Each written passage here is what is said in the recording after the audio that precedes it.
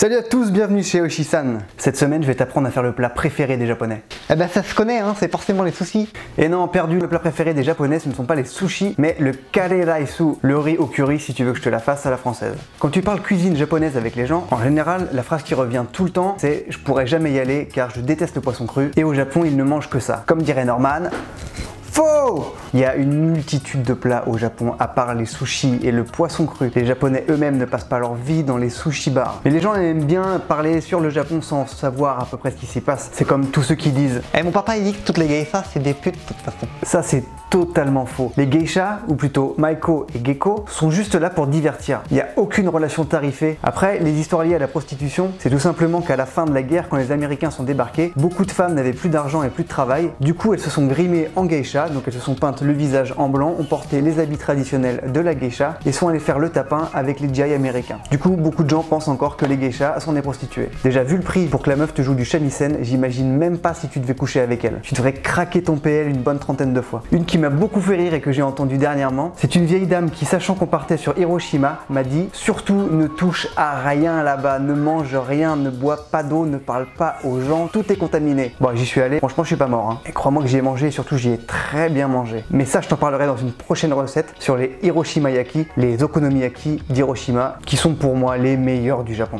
Une que j'entends énormément aussi, c'est Eh mon papa il dit aussi les japonais ils mangent des chiens des fois. bon là, je pense que ça sert à rien que j'y réponde, hein. Puis bon, tu me diras, entre manger une vache, du chien, du cheval, tout ce que tu veux, un animal ça reste un animal, hein. Tu me sors un bon gros Rottweiler, je te fais des brochettes direct. Bon, sinon au lieu de te raconter n'importe quoi, le kareraisu c'est quoi? Tout simplement c'est une viande et des légumes dans une sauce au curry avec du riz à côté dans la même assiette. Le riz est dans la même assiette mais il ne se mélange pas. C'est un des seuls plats japonais que tu vas manger avec une cuillère. C'est aussi un des seuls plats où je trouve qu'il n'est pas nécessaire de faire un riz à la japonaise. Il m'arrive très souvent de faire ce plat avec du riz basmati tout simple cuit à la française. Une chose à savoir aussi c'est que la base du kareraisu c'est de la pâte de curry. Il y a très peu de personnes qui font eux-mêmes leur propre pâte de curry. En général ils l'achètent toute faite comme je vais vous montrer. Dans certains restaurants spécialisés dans les currys, tu trouveras encore de la pâte faite maison. Mais quand tu vas chez un japonais, c'est quasiment impossible de trouver une sauce curry faite maison. Il existe une multitude de pâtes de curry sur le marché. En général, quand tu es en France, tu vas chez Paris Store et tu trouveras celui-là. Mais quand tu es au Japon, tu as aussi celui-là, celui-là, celui-là, ou bien encore celui-là. Me demande pas la différence entre toutes ces boîtes de curry, je parle japonais mais pas assez pour traduire tout ce qui est marqué sur la boîte. Pour cette recette, on va avoir besoin, et là ça va être une énorme surprise pour toi, de riz japonais, de pâte de curry, de pommes de terre, de carottes, d'oignons, du verre de cébette, je suis caché, et de viande de bœuf. Après, tu peux aussi le faire avec du porc ou du poulet. Pour le bœuf, je te conseille la macreuse, le gîte ou le paleron. C'est ce que je préfère pour faire cette recette. Comme d'habitude, pour commencer, on va couper tous les légumes, mes poireaux, mes pommes de terre, mon oignon et mes carottes. Je vais aussi retailler ma viande car les morceaux sont beaucoup trop gros pour cette recette.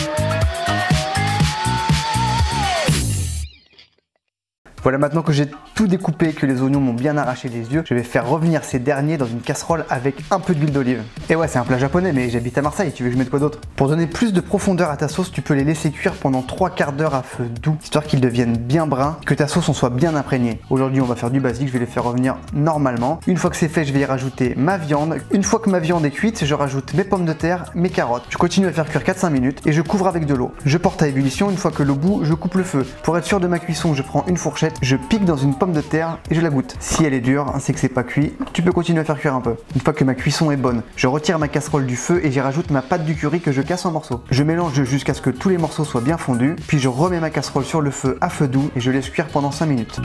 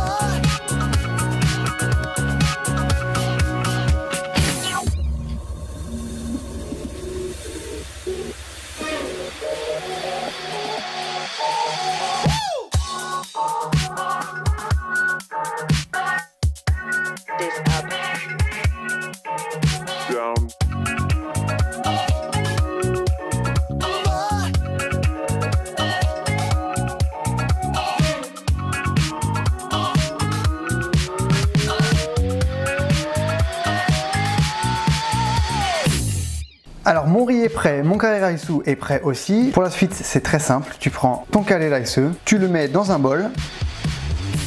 Oh, ça sent bon, tu peux même pas savoir. Et tu rajoutes le riz. Alors essaye de faire en sorte que ton riz et ta viande et ta sauce ne se mélangent pas.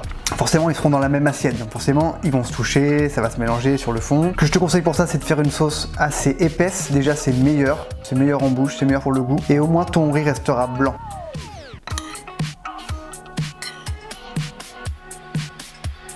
Comme d'habitude pour tous les plats japonais, une petite déco à base de verre de cébette. Bien sûr, ça ne sert pas que de déco, ça a aussi un très bon goût, c'est pour ça qu'on le met aussi. Voilà, c'est tout ce qu'il y a à faire. Tu mets ton riz, ton mélange, un peu de déco, c'est réglé.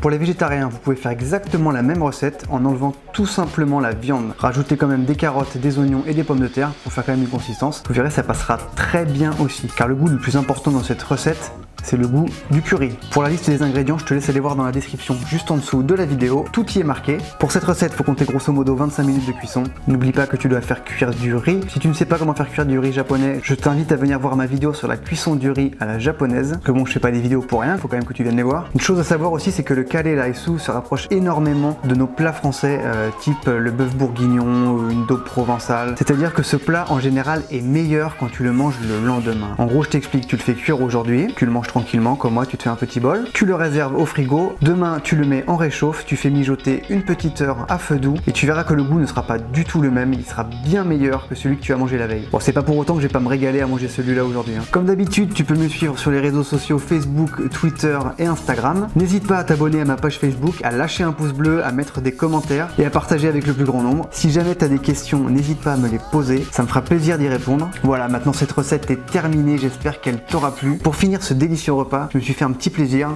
Je me suis fait un melon pan maison. Si jamais tu as envie que je te fasse la recette du melon pan en vidéo, n'hésite pas à me le dire en commentaire, c'est avec plaisir que je te la ferai. Surtout que maintenant je commence à masteriser dans le melon pan. Bon allez, je passe à table, j'ai trop la dalle, je te dis à bientôt pour une nouvelle recette. Ciao!